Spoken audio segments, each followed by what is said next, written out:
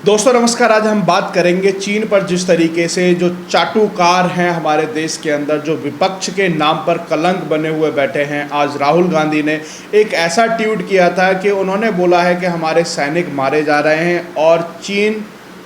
भारत के प्रधानमंत्री नरेंद्र मोदी की तारीफ कर रहा है। सबसे बड़ी बात यह है कि इससे पहले इनका ट्वीट आता है कि मनमोहन सिंह ने जो एक लेटर लिखा था उसको लेकर के कहा था कि पूर्व प्रधानमंत्री की सलाह लें। सबसे बड़ी बात है कि इस समय जो हमारा देश इस संकट में जो जूझ रहा है, एक तरफ तो कोरोना की महामारी और दूसरी तरफ चाइना की जंग से, ये सबसे बड़ी बात यहाँ पर यह है कि विपक्ष अभी भी चापलूसी से बाज नहीं आ रहा है।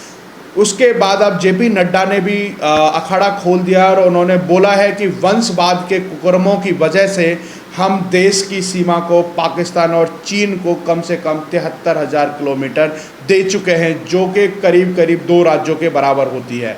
सबसे बड़ी बात यह है कि जो अब खुलासे हो रहे हैं, ये इस तरीके के खुलासे हैं कि जिससे आज सब लोग हैरान भी हो रहे हैं और सोच में भी हैं कि जिस तरीके से नरेंद्र मोदी सरकार आज ठोस कदम उठा रही है, तो उसके बाद ये जो विपक्ष है वो आज भी चीन और पाकिस्तान की बयानबाजी करते हुए बाज नहीं आ रहा है। सबसे बड़ी बात है कि जो पीओके है, जो पाकिस्तान के कब्जे में है, वो भी कहीं ना कहीं एक सस्पेंस खड़ा हो रहा है कि उसने उसको चाइना को दे दिया है, क्योंकि भारत कभी भी पाकिस्तान से छीन सकता था। तो लग रहा है कि उसके कारण पाकिस्तान ने पीओके को चीन को दे दिया है। अब यहाँ पर सबसे बड़ी बात यह है कि चीन इसी बात से बौखलाया हुआ है और उसको कहीं ना कहीं आत्मबल हमारे यहाँ के विपक्ष के नेता हैं उनके बयानों से भी मिल रहा है।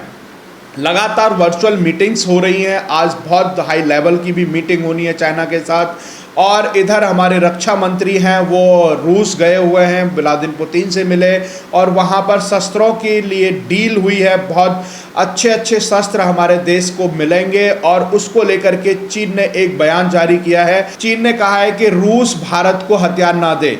अब उसको लेकर के भी बहुत बड़ी गहमा गहमी हो चुकी है, जिससे ये लगाया जा रहा है कि अगर रूस से हथियार आते हैं तो चीन को ज़मीन छोड़नी पड़ेगी और जो कब्जा किया हुआ है वो भी पीछे लेना पड़ेगा। सबसे बड़ी बात यह है कि जो हमारा पड़ोसी देश नेपाल है वो भी कहीं ना कहीं अब चाइना की भाषा बोलने लगा है, क्योंकि वहाँ पर भी कम्युनिस्टों की पार्टी के वो प्रधानमंत्री हैं। अब वो भी वहाँ से भी एक सबसे बड़ी खबर निकल के आ रही है कि जो वहाँ का एक गांव है उसको भी चाइना ने 60 साल से कब्जा किया हुआ है, और जबकि वहाँ के आधिकारिक कागज दस्तावेज हैं वो आज भी नेपाल द्वारा ही किए जाते हैं। सबसे बड़ी बात है कि नेपाल चाइना की भाषा बोल रहा है और चाइना की तरफ अगर बात करें तो चाइना से कुछ नहीं कह रहा है कि उन्होंने एक गांव को इस तरह से कब्जा किया हुआ है। सबसे बड़ी बात है कि जो चाइना का क्षेत्रफल है वो इसी तरीके से बढ़ा है कि सियाचिन ग्लेशियर अन्य राज्यों को, अन्य देशों की सीमाओं को हड़प करके इन्होंने अपना भूभाग बढ़ा किया है। सबसे बड़ी बात है कि आज चाइना को इस बात से डर लग रहा है कि अगर भारत इतना आक्रामक होता जा रहा है और बाकी के राष्ट्राध्यक्षों से मिलकर के इतने बड़े बड़े ठोस कदम उठा रहा है, उसको लेकर के इसकी चिंता यह है कि हमारी सेना तो टिकने वाली है नहीं, चाइना की सेना तो टिकने वाली नहीं है भारत के सामने, क्योंकि भारत की सेना है हर चीज़ में सक्षम है, हथियारों से लेकर के उनकी ट्रेनिंगों को लेकर के बहुत सक्षम है। हमारे यहाँ के जो वीर जवान हैं वो एकदम सशक्त हैं। और सबसे बड़ी बात है कि जो चाइना की सेना है वो केवल और केवल 3 साल के लिए सेना में भर्ती होते हैं और उसके बाद वो रिटायर भी हो जाते हैं, जबकि हमारे यहाँ पर 1 साल की तो सबसे बड़ी बहुत कठोर ट्रेनिंग होती है। अब ये जवानों की है, जैसे जैसे पोस्ट बढ़ती जाती है तो उस लेवल पर भी उनकी ट्रेनिंग अलग अलग तरीके से होती है। हमारे सैनिकों की जो ताकत है वो है कि 1 हफ्ते तक बिना कुछ खाए पिए युद्ध में डटे रह सकते हैं। चाइना की सेना ऐसा नहीं कर सकती है। इस बात को लेकर के भी चाइना के राष्ट्रपति भी चिंतित हैं कि अगर युद्ध होता है भारत के साथ तो आज भारत 1962 का नहीं है, 2020 है और न ही नेहरू प्रधानमंत्री हैं, आज नरेंद्र मोदी प्रधानमंत्री हैं। सबसे बड़ी बात है कि हमारे जो पूर्व प्रधानमंत्री मनमोहन सिंह है, अपने कार्यकाल में 10 साल तक कुछ बोले नहीं और अब वो बार बार कुछ ना कुछ सलाह दे रहे हैं प्रधानमंत्री नरेंद्र मोदी को। भारत के पूर्व प्रधानमंत्री मनमोहन सिंह का बयान आया था कि जो आज के हालात हैं उन पर सोच समझ के और सही डिसीजन लेना चाहिए, और इस तरह का उन्होंने पहले बयान दिया था। राहुल गांधी ने उसको कहा था कि प्रधानमंत्री की सलाह लेनी चाहिए। अब दूसरा ट्वीट उन्होंने कहा है कि बॉर्डर के मुद्दे पर मजबूती से निपटा गया तो हालात गंभीर हो सकते हैं, इससे पहले कि सोमवार को इस तरह की बात की थी। अब ये दो ट्वीट हैं प्रधानमंत्री मनमोहन सिंह के, जो अपने कार्यकाल में 10 साल तक बिना बोले रहे और आज प्रधानमंत्री नरेंद्र मोदी को ये सलाह दे रहे हैं। सबसे बड़ी बात यह है कि सोनिया गांधी भी हैं, वो भी कहीं ना कहीं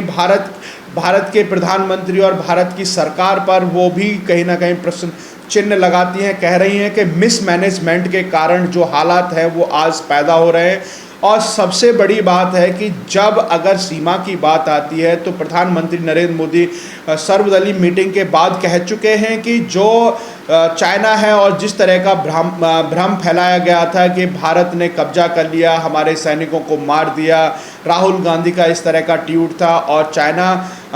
नरेंद्र मोदी की तारीफ कर रहा है। तो सबसे बड़ी बात है कि चाइना में जाकर के इनकी मेहमान नवाजी होती है और जो प्रधानमंत्री का काम होता है, राहुल गांधी वहाँ पर बैठ के वहाँ पर साइन करते हैं, माता श्री साइड में खड़ी होती हैं, प्रधानमंत्री मूक दर्शक बने होते हैं। तो इस तरह का कार्यकाल कांग्रेस के शासन में रहा। और सबसे बड़ी बात ये रही है कि जो आज का सवाल जो सरकार पर उठा रहे हैं, तो जो 1962 के अंदर जो हमारा चाइना के साथ युद्ध हुआ था और हमारी सेना हार गई थी, उसका कारण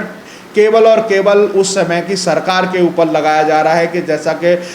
संबित पात्रा ने आरोप लगाया है कि जब नवंबर का महीना था और वहाँ पर सेना हमारी डटी हुई थी, उनको जो एक पीटी शूज होते हैं उनको लेकर उनको पहना करके सेना को भेज दिया था। अब ये आप अंदाज़ा लगाइए कि नवंबर के महीने में जो मैदानी क्षेत्र होता है वहाँ पर भी ठंड काफ़ी होती है, पीटी शूज़ के जूते होते हैं उनके अंदर तो ठंड वैसे भी लगती है। तो हमारे सैनिकों को किस लिहाज से इन्होंने वहाँ पर भेज दिया पीटी शूज़ पहना करके, और नवंबर के महीने में वो भी ऐसी जगह पर जहाँ पर बर्फ़ पड़ती है और माइनस में टेम्परेचर होता है, बर्फ़ों में पैर घुस जाते हैं और हमारे जवान उस समय बहुत शहीद हुए थे। अब सबसे बड़ी बात यह है कि इस तरह का जो आरोप है, जो राहुल गांधी कह रहे हैं कि जो चीन आज नरेंद्र मोदी की तारीफ में उतरा हुआ है, तो कहीं ना कहीं राहुल गांधी को ये समझ लेना चाहिए कि जो चीन की और पाकिस्तान की चापलूसी आज कर रहे हैं, उसी की बदौलत है कि जो आज चीन भी कहीं ना कहीं आँख दिखा रहा था और नेपाल को सह चीन ने दे करके जो जिस तरह का तनाव नेपाल के साथ भी हुआ, वो भी इन्हीं के कारण हुआ है। सबसे बड़ी बात है कि कुछ एरिया जम्मू का है जो वो कई किलोमीटर तक चाइना ने कब्जा किया हुआ है, उधर पीओके भी पाकिस्तान ने चाइना को दे दिया। 73,000 किलोमीटर पाकिस्तान और चीन को इन्होंने ज़मीन दे दी। सबसे बड़ी बात है कि हमारे यहाँ तो खेतों की अगर मैड़ भी काट दी जाए तो उस पर खूनी संघर्ष हो जाता है, और यहाँ पर 73,000 किलोमीटर दान में दे करके चले आए। और जवाहरलाल नेहरू कहते हैं कि ये तो उपजाऊ ज़मीन नहीं है, बंजर है। अगर बंजर है तो फिर चाइना ही क्यों इस पर इतना संघर्ष कर रहा है, चाइना इतना विस्तार क्यों कर रहा है? सबसे बड़ी बात है कि चाइना की जो रणनीति है वो अपने क्षेत्रफल को बढ़ाने की है, और चाइना ने भी कई राज्यों और कई देशों पर इसका अपना साम्राज्य जमाया हुआ है। जैसा कि सियाचिन है, ग्लेशियर है, हमारे साथ हमारे इंडिया से इन्होंने 1962 में छीन लिया और उसके बाद अब घुसने की दोबारा से कोशिश की, तो हमारे बिहार रेजिमेंट ने मुंह तोड़ जवाब दिया। सबसे बड़ी बात है कि जब विपक्ष को साथ में आना चाहिए था सरकार में, आज वो पाकिस्तान और चाइना की भाषा बोल रहे हैं। सबसे बड़ी बात है कि विपक्ष हमारे देश में और भी है, परंतु ये जो वंशवाद है, जिस तरीके से जेपी नड्डा ने कहा है कि वंशवाद चाइना की भाषा बोल रहा है, उसी को क्यों आपत्ति हो रही है? वो सॉफ्ट हार्टेड क्यों हो रहा है चाइना की तरफ, और क्यों सवाल खड़े किए जा रहे हैं। सवाल तो बनता है कि जिस तरीके से कुछ सर्वे हुए हैं जिसमें राहुल गांधी और नरेंद्र मोदी की अगर आज की जो स्थिति को लेकर के जो आज आंकड़े निकल के आ रहे हैं, तो कहीं ना कहीं जो नरेंद्र मोदी के कड़े कानून और कूटनीति के लिए देश की जनता ने पूरा भरोसा दिखाया है और राहुल गांधी पर आज भी कहीं ना कहीं बहुत कम लोगों ने भरोसा जताया है। सबसे बड़ी बात है कि जो रिपोर्ट है सी वोटर्स की, उन्होंने सर्वे किया है, उसके अंदर एक समुदाय है जो शांतिप्रिय समुदाय बताया जाता है, तो उन्होंने कहीं ना कहीं राहुल गांधी को बहुत ज़्यादा सवाल किए जा रहे हैं उनको पसंद किया जा रहा है। तो अब यहाँ पर सवाल ये भी खड़ा होता है कि जो आज हमारा तनाव चाइना के साथ चल रहा है और पाकिस्तान उसमें अपना मुंह चमकाते हुए नज़र आ रहा है, क्योंकि कहीं ना कहीं जो हमारा तनाव रहता था तो पाकिस्तान के साथ रहता था, चाइना उसको सपोर्ट करता रहता था। आज डायरेक्ट चाइना हमारे हिंदुस्तान के साथ तनाव में है और जो मीटिंगें चल रही हैं, मीटिंगों के साथ साथ वो भी कहीं ना कहीं बॉर्डर की सीमाओं पर वो जो झड़प हुई थी उसको लेकर के आज पूरा देश आक्रोशित है और जो हमारे यहाँ का व्यापारी वर्ग है उसने चाइना के प्रोडक्टों को लेकर के बाइकआउट भी किया है। आज सवाल खड़ा उन पर भी हो रहा है कि जो अपने कार्यकाल में कभी बोले नहीं, आज हमारे देश के प्रधानमंत्री को आज वो सलाह दे रहे हैं। अगर सलाह देनी थी तो उस समय देते जब 2010 से लेकर 13 के बीच में जब चाइना 600 बार हमारे देश के सैनिकों के साथ झड़प कर चुका था और अंदर घुसने की कोशिश की थी, तो वो हमारी सेना के जो मनोबल को आज वो तोड़ने में लगे हुए हैं। उनका जो सैनिक है, हमारे सैनिकों का आज उत्साहवर्धन करना चाहिए था, आज वो सैनिकों का मनोबल तोड़ने में लगा हुआ है पूरा विपक्ष के कुछ लोग हैं जो आज भी सरकार पर भरोसा नहीं जता रहे हैं। जैसा कि मायावती ने कहा था कि सरकार पर हमें भरोसा करना चाहिए और सरकार हमारा ठोस कदम उठा रही है, और जिस तरीके से वंशवाद पर जेपी नड्डा ने आरोप लगाया है वो कहीं ना कहीं लाजमी भी बनता है। तो ये चाइना के साथ आज लगता है कि कुछ मीटिंगें जो हो रही हैं उसको लेकर के परिणाम जो हैं वो अनुकूल होंगे, ना ही कोई तनाव रहेगा, ना किसी तरह का कोई डर रहेगा, क्योंकि जो भारत की कूटनीति है, जो रूस से व्लादिमीर पुतिन से जो हथियारों की डील हो रही है उसको लेकर के चाइना में एकदम चिंता का विषय बन चुका है और उन्होंने ये भी मांग भी की है कि रूस भारत को हथियार ना दे। तो आप हमारे साथ जुड़े रहिए। जय हिंद, जय भारत।